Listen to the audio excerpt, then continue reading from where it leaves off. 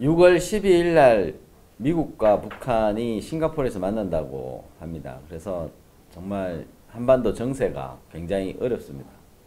정말 우리 21세기의 한반도의 새로운 패러다임은 어떻게 돼야 되는지 정말 우리 대한민국에서 제일 고민하고 앞장서서 모범을 보이고 계신 분이 한 분 있습니다. 우리 도태우 변호사님을 오늘 소개해드리겠습니다. 예, 안녕하세요. 네, 감사합니다. 예, 아유 작년에 그 대통령 변호인단 그 일을 하시면서 네. 정말 고생 많이 하셨죠. 네, 아닙니다. 네. 일주일에 4번, 5번 하시고. 우리 대통령께서 요즘 저 구치소에서도 요즘 병원에 왔다 갔다 하는데 근황은 어떻습니까? 병원을 충분히 못 가시는 것 같습니다. 몇 달에 네. 이렇게 한 번 간 것으로도 언론에서 마치 특혜 조치인 것처럼 하는데 사실은 오히려 그 통증이나 그런 어떤 건강 상태의 정도에 비해서는 너무나 그 제대로 치료 네. 관리가 안 되고 있는 그런 상황으로 보입니다. 한 달에 몇 번 정도 접견 가세요? 뭐 좀 불규칙합니다만 뭐 한 달에 뭐 수회 간다고 그렇게. 네. 아유, 그나마 좀 그래도 도태우 변호사님 옆에 계셔서 우리 국민들이 좀 안심을 할 것 같습니다. 지금 최근에 탈북 종업원, 네. 뭐 기억하실지 모르겠습니다만 2년 전에 네. 탈북 종업원이 이제 국정원에서 이제 그 발표를 했지 않습니까? 네. 12명, 종업원 12명하고 지배인 1명 네. 넘어가고 최근에 JTBC에서 기획 탈북인 것처럼 네. 이렇게 보도를 한번 했었고 네. 또 그 점에 대해서 정부에서도 애매모호한 표정을 지었죠. 네. 그 우리 도태우 변호사님이 그때 2년 전에 네. 그 우리 그 이 민변에서 네. 인신구제 청구하셨을 때 네. 활동을 그때 많이 한 걸로 내가 네. 기억합니다만 네. 그때 얘기 좀 해주시죠. 그때 어떻게 해서 아마 그 고소도 하고 했던 것 같은데 민변. 뭐 말씀이 너무 많습니다만 그 중에 우선 하나 말씀드리자면 2년 전 그 민변이 제기했던 것과 그 최근에 민변이 제기한 것이 핵심 쟁점은 똑같습니다. 그래서 그 핵심 쟁점은 결국 민변은 이 탈북 종업원 12명이 자유의사로 한국에 온 것이 아니니 혹은 자유의사로 온 것인지 굉장히 의심스러운 정황이기 때문에 뭐 법원에 물어봤어야 된다. 법원 앞에서 그걸 공개적으로 검증해 봐야 된다는 것이 그 당시 논리에 가까웠고 현재는 더 한층 나가서 분명히 자유의사로 온 게 아닌 것 같다. 그러니까 그것의 진상을 밝히고 오히려 북으로 돌려보내야 된다. 이런 입장에 가까운 그런 한층 더 좀 나아간 그런 태도를 보이고 있는 것 같습니다. 우리 도태우 변호사는 늘 이제 북한을 네. 21세기 노예 국가다 이렇게 네. 또 이렇게 강연도 많이 하시고 네. 그렇게 알고 있습니다. 지금 만약에 그렇게 해서 종업원들이 만약에 심경의 변화를 일으키거나 네. 또 북한에서 오래 살다 온 사람들이 이번에 JTBC도 보니까 일부 좀 편집을 해가지고 네. 집에 가고 싶다. 네. 고향을 떠나온 사람은 누구나 다 집에 가고 싶은데 그걸 편집해서 마치 강제 탈북인 것 같은 뉘앙스로 이렇게 비춰지게 했는데요. 네. 만약에 그런 식으로 이게 사실이 왜곡되거나 네. 또 억압이 됐을 때 오히려 대한민국이 납치국가 되는 겁니까? 그럼? 네, 그게 어떻게 됩니까? 굉장히 심각한 그 문제 제기죠. 결국 그 지구상에서 국가라는 틀을 가지고 있으면서 외국인을 납치한 것으로 공식적으로 확인되고 있는 그 사례는 거의 없습니다. 실제로 대략 그 18만 명 이상의 그 납치 기록을 갖고 있는 것은 북한이 유일합니다. 최근 그 미국 북한인권위원회 보고서에 따르더라도 그렇고요. 그런데 이 말이 기획 탈북이지 결국은 의사가 아닌 사람을 타국으로 데려왔다는 것이니까 그것도 그렇죠. 국가기관을 동원해서 그랬다는 것이니까 사실은 그런 일을 행한 국가가 납치 국가가 되는 거죠. 그렇죠. 그 최근에 보니까 아베도 네. 그 납치된 일본인 돌려달라 또 아니면 해명을 사과해라. 또 그러고 또 이번에 폼페이오가 북한 가서 미국인 3명 데려오고 네. 이런 국면에서 이제 북한이 납치 국가라는 것들이 국민들한테 이제 알려지는 그 즈음인데 네. 그거를 설명을 하지 않고 국민들한테 오히려 대한민국 전난 정권에서 네. 국정원이 그런 일을 한 것 같은 그런 느낌을 준단 말입니다. 도대체 그 민변 변호사님들은 왜 그러는 겁니까? 저희가 2년 전에도 자유와 통일을 향한 변호사 연대에서 그렇죠. 적극 문제를 제기하면서 오히려 민변의 이런 그 인신구제 청구와 그런 냈던 분들을 고발을 했었습니다. 그렇죠. 예.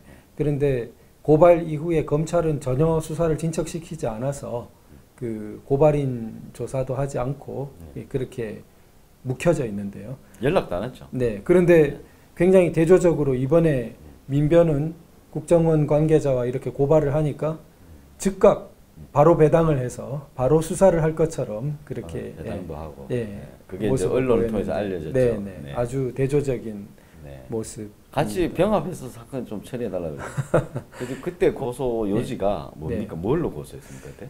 그래서 그 당시에는 위임장의 문제까지 또 더해져 있었습니다. 그렇죠. 그래서 북한 가족들의 위임장이라면서 민변이 제출했는데 그 입수 경위가 굉장히 실정법을 위반하지 않으면 입수하기 어려운 그렇죠. 그런 문제가 있어서 그 부분 국가보안법 위반 문제로 한번 쟁점이 있었고 그렇죠. 또 하나는 이제 북한의 납치 주장에 동조해서 그것을 남한에서 우리 대한민국에서 그 따라서 똑같이 주장한다는 것이 그 국가보안법상 찬양고무 조항 안에 있는 그 동조 조항에 해당되지 않느냐 하는 문제 제기였습니다. 그렇죠. 네. 그래서 뭐 자유민주적 기본 질서를 해야 하는 점을 알면서라는 부분에서 당시 이제 자유민주적 기본 질서라는 부분을 자꾸 법원 해석에서 약화시키다 보니까 그 정말 국가보안법을 형해화하는 그런 좀 위험성이 있는 것 같습니다. 오히려 시대적으로는 북한 인권법 취지를 볼 때 이처럼 북한 인권을 무시하고 북한 인권 상황을 무시하고 더 나아가서 지금처럼 아예 인권 최악 국가인 북한으로 우리 국가 경계 내에 또 국민 자격으로 당연히 이렇게 획득한 국적자를 보낸다는 그런 발상과 주장 자체가 자유민주적 기본 질서를 해한다는 것에 굉장히 해당되지 않나 적극 좀 판단해야 되지 않나 그런 생각. 고소했던 그 사건 보면은 그 위임장이 네.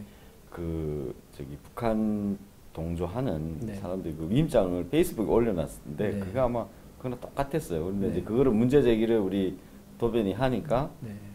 위임장을 한 번 더 냈어요. 네. 그러면서 북한에서 그 가족들하고 그 가족들 그 북한에 남아 있는 네. 가족들이 네. 위임장을 작성하는 그 모습을 네. 동영상을 연출을 하고 네. 그게 페이스북에 올라온 지 얼마 안 있어서 네. 그 위임장이 다시 들어왔던 네. 것 같아요. 네. 그래서 그걸 가지고 이제 그 해학통신 이런 걸로 고발하셨던 것 같은데 그 상당히 대조적이네요. 네. 근데 만약 이게 이것이 지금 탈북 종업원들의 의사를 꺾거나 네. 또 아니면은 위력으로서 만약에 네. 강제를 해서 네. 그 북송을 한다 그러면 네. 이건 반인도적 범죄인 예, 겁니까? 그렇죠. 예. 이게 그 여러 가지 문제가 있지만 그 당시 많이 제기됐던 것으로 그 혀를 깨물라고 하는 것과 마찬가지다 이런 표현이 당시 등장했었습니다. 그렇죠. 예, 탈북민들 사이에서. 네. 왜냐하면은 자유의사로 왔다고 자기가 대답하면 그게 공개적으로 그렇게 되는 순간 북에 있는 가족이 너는 국가 반역을 저지른 가족이니까 거기 수용소로 가든지 중형을 받아라 이런 상황에 내모는 것이 되고 또 자기가 공개적으로 나는 자유의사로 온 게 아니다 하면은 자기가 북송될 상황을 자초하는 꼴이 되기 때문에 이렇게 저렇게도 대답하기 어려운 상황을 사실 답은 알고 있으면서 강요한다는 거죠. 결국 답을 안다는 것은 이미 몸으로 말했다는 거죠. 그 사람들은. 네. 그래서 몸으로 이 대한민국 땅을 찾아 들어왔고 그리고 2년간이나 벌써 딴 이탈 없이 대한민국 내에서 살고 있다는 이 그렇죠. 자체가 벌써 다 말을 하고 있는 것인데 그분들이 네. 비행기 타고 외국도 갈 수 있고 네. 지금 국정원에서 보호하고 있던 그 기간 중에 민변 변호사들이 네. 접견 요청을 했죠. 네네. 그게 그 어떻게 보면 굉장히 위협적인 거 아닙니까? 예, 그러니까 네. 민변 변호사님들이 굉장히 중립적인 분들로 보였으면 그 탈북 종업원들 입장에서도 위협적으로 느껴지지 않겠지만 네. 그 당시부터가 거의 북한이 하는 주장을 따라 그대로 하면서 만나겠다고 자꾸 그러니까 그런 경우에는 그분들이 과연 자신들의 진정한 그 실존적인 요구를 대변해 주는 변호사일지 아니면 북한 정권의 입장을 굉장히 더 대변하는 사람일지 굉장히 두려운 거죠. 그분들로서도. 그때 고소장 접수했을 때가 지금 만 2년 됐네요. 그때. 네. 예. 그때는 뭐 탄핵 이전인데 네. 탄핵 한 몇 달 전인데 네. 서울지검 공안부에서 아무 연락이 없더라고요. 네. 예. 그래서 되게 안타깝게 생각하고 지금 그때 그 수사를 좀 제대로 해서 네. 했더라면은 이게 뭔가 좀 법질서가 잘 잡히는 네. 계기가 됐을 텐데 굉장히 좀 그런 면에서는 좀 아쉽다 이런 생각이 듭니다. 우리 공안을 담당하시는 분도 노력도 많이 했지만은 공안 검찰에 대해서 저도 적잖이 그런 모습 보면서 옆에서 보면서 제가 실망을 많이 했어요. 네. 근데 결국 얼마 안 있어서 탄핵 사건이 터지지 않습니까? 네. 그래서 그런 면에서는 참 우리가 우리나라를 지키고 우리나라를 찾아온 사람들을 보호하는데 굉장히 소홀하게 했다. 네. 그래서 거기에 대한 반성이 좀 있어야 되겠다는 생각이 들어요. 네. 그 지금 그 반인도적 범죄는 공소시효가 없다는 얘기도 네. 네. 우리 강연을 네. 하신 걸 내가 네. 들었는데 네. 구체적으로는 어떻습니까? 그게 국제법에 의해서 그렇죠. 다뤄집니까? 네. 국제형사재판소로 갑니까? 그렇죠. 국제형사재판소 관할인 거죠. 그러면 지금. 네. 그 형사법에 우리나라 법이 아니고 네. 국제형사재판소에 그런 국제형법이 있는 건가요? 그렇죠. 반인도적 네, 범죄. 반인도 범죄에 대해서는 네. 국제적인 처벌이 가능한 건가요? 네, 네, 그렇죠. 그래서 네. 김정은 자체가 이미 제소되어 있는. 제소되어 있고 네, 네. 그다음에 이번에도 이게 만약에 이게 뭐 신종 기획 납북일 수도 있는 거네 그럼.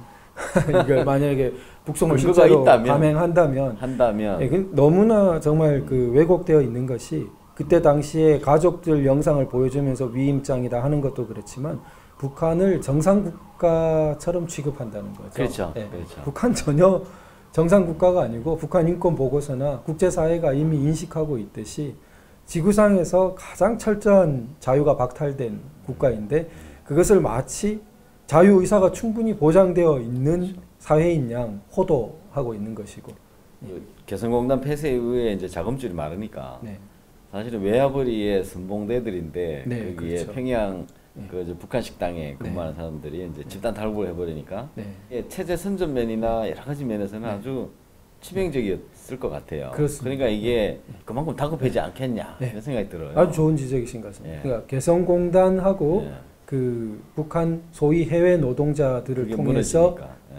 그 유입시키는 현금 이게 북한 체제 유지 비용에 굉장히 결정적인. 그렇죠. 예, 보통 일반 국가보다 체제 유지 비용이 좀 적다고 합니다. 핵심 그 자기들 단속하는 사람들만 그 유지하고 나머지는 뭐 배급이고 뭐고 알아서 살아라는 식으로. 예. 그 북한이 굉장히 무자비할 것 같은데 네. 자기 따르는 사람들한테는 당 간부들한테는 네. 굉장히 잘 챙긴다고 그래요. 네. 고고보세 아주 네. 호의호식을 네. 시킨다고 그런 얘기를. 저도 그런 돈이겠죠. 뭐. 그런데 그 특히 또 말은 해외 노동자지만 사실 그게 국제적으로 이제 다 알려지고 여론화되어서 그 문제가 되었죠. 노예 노동이라는 거죠. 그렇죠. 그러니까 그 외화벌이라는 것이 그 사람들한테 임금이 가서 그게 해외 돈으로 버니까 국가 전체로도 외화를 버는 것이 되는 정도가 아니고 이것은 그 사람들한테는 거의 입에 풀칠도 간신히 할까 말까한 그렇죠. 예, 돈을 남기고 나머지 모두 다 가져가 버리는 거죠. 거의 그렇죠. 90% 이상. 개성공단 근로자들도 그렇고. 그러니까요. 예. 그러니까 이게 체제 비교해서 저희들이 옛날에 예를 들면 뭐 사우디에 우리가 네. 근로자들이 네. 이제 우리 네. 갔지 않습니까? 네. 현대건설에서. 그럼 거기서 일한 분들을 네. 돈을 국가가 가져갔다. 그게 말이 안 되는 거죠. 그러니까 지금 체제 비교해서 네. 만약에 그랬는데 네. 그런 체제가 좀 네. 유지되고 있고 네. 또 근로자들이 거기 네. 가서 열심히 네. 벌어서 네. 그 국내로 송금을 했으면은 북한이 잘 살 수 있는데 네. 그 노예 노동이기 때문에 네. 참을 수가 없다는 거죠. 네. 그런 면에서는 노예 노동 상태에 있던 그렇죠. 예. 탈북 정원번이면 그렇죠. 예. 제 생각에는 그래요. 이건 내 개인적인 생각인데 네. 국정원에서 그 특활비 네. 써가지고 좀 구제해내야 되는 거 아닌가요? 오히려 상을 줘야 되는 거 아닌가? 만약에 기획 그 입국을 시켰다 하더라도 네. 그 노예 노동 상태에 있는 사람을 자유 상태로 데리고 와서 네. 당신들은 그 자기가 노예인지는 모르잖아요. 네. 그러면은 데려와서 네. 그러면 상을 줘야 될 일인데 네. 하여튼 말을 용어를 혼란시키는 것 같습니다. 계속 그렇죠. 기획 입국 뭐 그러는데 사실 그분들이 하고 싶은 말은 납치했다는 거죠. 북한은 대놓고 그렇게 말하죠. 그렇죠. 남한이 납치해 갔다고. 그런데 네. 거기에 대한 것들이 정말 할 말은 제대로 하자. 네. 네. 그래서 오히려 뭐가 잘못됐냐. 네. 그렇게 좀 따져야 될 거 아닌가 생각해요. 네. 오히려 지금 국정원에 지금 뭐 한간에 들리는 소문에 의하면은 교육대가 생겼다는 말도 있고 아주 뭐 한데 국민들이 이제 시각 자체를 좀 교정해야 될 필요가 있다. 네. 국정원의 원래 본래 임무는 대한민국 체제 수호 아니겠느냐 네. 생각이 들어요. 그래서 그런 활동들에 대해서 우리도 할 말을 좀 하고 네. 또 우리 도태우 변호사님이 요즘 활동 지난번에 많이 하신 것 중에 네. 우리 박근혜 대통령께서 지금 민사소송 많이 당하고 계신다 그래요. 네. 네. 소문 들었습니다. 그 얘기 좀 해주시죠. 예, 지금 12건 정도 민사소송이 걸려 그래요? 있는데요. 그 중에 이제 상당 부분은 탄핵 사유를 이유로 해서 뭐 국민들이 다 정신적인 피해를 입었으니까 그것을 피해를 보상해 달라. 이런 주로 네. 어떤 단체 회원들입니까? 글쎄 뭐 단체 회원까지는 확인은 못했지만 몇 명이나? 대리하고 있는 변호사분이 이제 그 노무현 전 대통령의 사위분. 이에요. 그분이 예, 이제 그래서 그 의심하는 분들은 이제 그런 어떤 특정 카페에서 많은 좀 소송인단을 모집했지 않겠나라고 의심하는 것은 들었습니다. 수천 명 단위를 이렇게 해서 각 1인당 50만 원씩 해서 근데 수천 명이 되기 때문에 합치면 뭐 20억도 되고 그렇거든요. 소송 주장가액이. 그러면 그 청구 원인이 네. 무슨 저 불법 행위를 했다. 네, 대통령이 결국 탄핵 사유에 해당하는 그런 일들을 해서 이제 국민들 일반에게 정신적인 고통을 줬다는 거죠. 그래서 그 정신적 고통을 위자하는 손해배상을 해야 한다는 그러면은 그 우리도 할 소송이 좀 많이 있을 것 같은데 그게 만약 인용이 된다 그러면 네. 글쎄요 이게 좀 그 얘기 나중에 한번 깊이 있게 한번 다시 얘기해 보려고. 지금 우리 최근에 또 탄기국이나 기타 또 우리 그 태극기 집회에 후원했던 사람들, 네. 뭐 우리 프리뉴스 회원 분은 다 아시겠지만은 그 탄기국에 후원금으로 이제 집회가 열었지 않습니까? 네. 그 후원한 사람들을 갖다가 그 금융 정보를 네. 경찰에서 요청을 했고 거기에 대한 불법성은 한번 말씀드린 적이 있는 것처럼 불법성이 있는데. 네. 거기에 대해서 지금 우리 도변님이 지금 소송 준비하고 계신다면서요? 예, 이제 곧 5월 중으로 소장이 거의 내용은 마무리돼서 제출할 그 불법성은 계획인데요. 있는 거죠? 예, 뭐 한마디로 얘기하면 뭡니까 불법성? 이제 결국 그 지금 압수수색 영장을 통해서 개인 정보, 금융 정보를 가져간 것인데요. 이 압수수색 영장이 발부될 수 있는 요건이라고 보이지가 않습니다. 네. 예, 지금 이분들을 뭐 범죄 혐의가 있어서 라고는 말하지 못하고 제3자인데 결국 참고인 자격인데 그렇다면은 그 임의 수사 방식으로 동의를 얻어서 정보를 제출받는 방식을 갔어야 되는데 그냥 강제 수사 방식으로 갔고 또 강제 수사라면 예외적으로 필요 최소한 만큼 해야 될 건데 지금 보면 개인 식별이 완전히 가능할 정도로 성명 전체 그리고 주민등록번호 전체 또 주소, 전화번호 심지어 어떤 은행에서는 직장까지 이렇게 제출하니까 너무나 필요 이상의 많은 개인 정보를 다 제출 받은 법원의 거죠. 영장 발부를 통해서 이루어졌습니까? 예, 영장 발부를 통해서 이루어지긴 했습니다만 그 신청과 발부 자체가 그 우리 헌법에도 있는 것처럼 형식적으로는 적법 요건을 절차를 갖춘 것 같지만 듀 프로세스 오브 로 그 적법한 절차라는 이념을 따랐는지는 굉장히 의문스럽습니다. 그러면 그 영장 발부한 네. 판사는 책임이 없습니까? 굉장히 좀 이번 소송을 통해서 그런 부분에 대한 책임이 좀 물어져야 된다고 생각됩니다. 이 일련의 그 영장 발부 라인에 관여했던 신청 그리고 또 발부한 판사 그리고 또 집행 이런 모든 부분이요. 그게 사법부의 영장의 한계 같은데 저는 그렇게 생각하거든요. 청와대 압수수색 영장 발부한 거 네. 이런 거는 이제 헌법에서 정하는 그 기준을 어긴 거기 때문에 네. 거기에 대해서 불법이다라고 저도 생각하거든요. 네. 이게 그 기준이 헌법적에서 넘어설 수 없는 본질적인 네. 범위를 침해했는 영장 같은 경우에는 이게 네. 사법부도 책임져야 되는 거 아닙니까? 뭐 좋은 지적이십니다. 네? 기본권의 본질적인 걸 네. 침해했는 네. 그 영장인 네. 때는 네. 사법부가 영장으로 이게 면책될 수 없는 거 아니냐. 그러니까 우리가 영장 만능주의적인 사고를 좀 그렇습니다. 예. 극복할 필요가 있는 것 같아요. 그러니까요. 영장만 얻으면 모든 문제가 끝난다. 지금 그렇게 네. 되고 있잖아요. 네. 근데 우리 고등법원 판결 내에도 하나 보니까 압수수색이 영장을 통해서 이루어지긴 했는데 그 발부를 받았지만 보니까 그 관할과는 조금 다른 개념인데 이 판사님이 그 판사님으로부터 받을 수 없는 다른 판사님한테 받은 영장이었어요.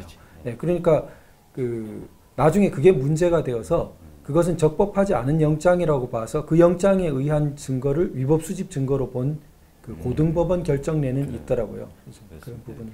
영장의 한계에 대해서 자꾸 좀 얘기를 해줘야지 네. 사법부도 좀 긴장을 할까 아닌가 생각됩니다. 이번에 정보공개 청구는 해보셨죠? 네네. 그래서 구속영장 부분을 정보공개 청구해서 소송 전에 확인하려고 했는데 뭐 검찰은 경찰에 미루고 경찰은 뭐 잘 모르겠다는 식으로 이리저리 핑계를 대면서 결국 안 보여주더라고요. 그것도 그러면 이자료 산정의 하나의 사유가 되겠는데. 글쎄요. 그래서 소송 중에 뭐 인증 등본, 뭐 성부 촉탁 등 통해서 좀 받아봐야 되지 않나 그렇게. 우리 시청자 여러분 이게 집단 소송은 굉장히 힘듭니다. 힘들고 사실은 품이 많이 들고 합니다. 그래서 우리 도터 변호사님 지금 하고 있는 소송의 서류 같은 거 좀 이렇게 준비할 때 많이 좀 우리 소송 참가하신 분, 시청자 분 중에서 참가하신 분이 있으면은 적극 좀 참여해 주시고 또 이렇게 소송 비용도 들어갑니다. 왜냐하면 이게 참 여러 가지 힘든 것들이 있는데 어떻게 좀 소송인단 많이 모집하셨습니까? 글쎄 이제 본격적으로 그동안은 예비 작업이었고 예. 지금 이제 소장을 낼 단계니까 뭐 사비를 들여서 하시는 거 아니에요? 그 실비로 이제 인지대, 송달료 한번 등 얘기해 보세요. 소액 들기 때문에 네. 그러고 사무처리 비용 정도 해서 네.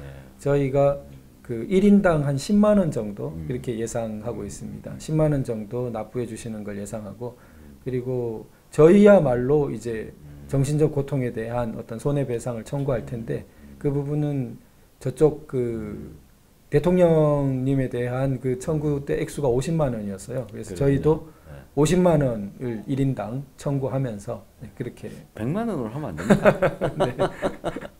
예, 좋습니다. 우리 시청자 여러분, 우리 도터 변호사님을 많이 격려해 주십시오. 예, 그리고 지금 힘들게 우리 정보공개 청구 소송을 해서 원고가 얼마나 모일지 모릅니다만은 또 실제로 그렇게 많지 않다고 합니다. 지금이라도 좀 연락을 하셔가지고 원고인단에 참여를 해주시면 좋겠습니다. 그리고 지금 그런 기준을 하나 남겨놔야 되겠다 그런 생각이 듭니다. 영장의 한계로서 네. 기준을 하나 남겨놔야 되겠다 생각이 들고 지금 우리 도태 변호사님 지금 MPK 어떤 활동하시는데 뭐 어려운 점은 없습니까? 신생 시민단체다 보니까 네. 그 항상 뭐 한치 앞이 별로 보장되어 있지 않은 나날들이죠. 근데 뭐 우리가 다 같이 어려움을 겪고 있으니까요. 그러나 그 우리가 나아가야 될 목표점과 비전이 분명하니까 그리로 그 뜻을 모아서 함께 나아가야 되지 않나 그렇게 생각합니다. 최근에 책도 한 권 써내셨던데 책 제목이 아주 저 독특하더라고요. 그 제목이 직접 한번 소개해 주시죠. 예, 자유민주주의가 역사의 정방향이다. 예, 이런 책 제목 좀 길긴 한데 네. 그 책 제목에 모든 게 네. 포함되어 있는 것 같아요. 그래서 그 책 얘기는 우리 도태호 변호사님을 한번 다시 모시고 그 상세한 얘기도 한번 더 들어보는 시간으로 가지고 오늘은 이만 마치겠습니다. 궁금하신 게 있으면 밑에 댓글 달아주시고 우리 도태호 변호사님은 좀 성원해 주시기 바랍니다. 네. 인신구제 청구 그야말로 우리 대한민국을 납치국가로 둔갑시키는 그런 시도입니다. 그 당장 중지해야 됩니다. 오늘 나오셔서 감사합니다. 네, 감사합니다. 네.